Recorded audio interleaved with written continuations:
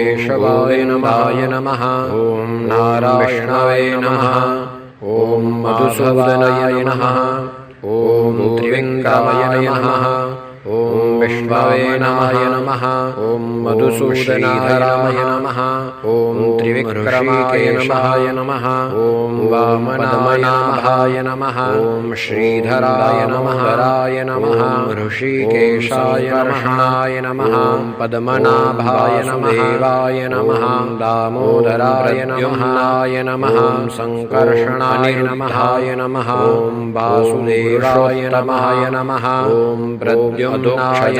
नमः ॐ अनिरुद्धाय नमः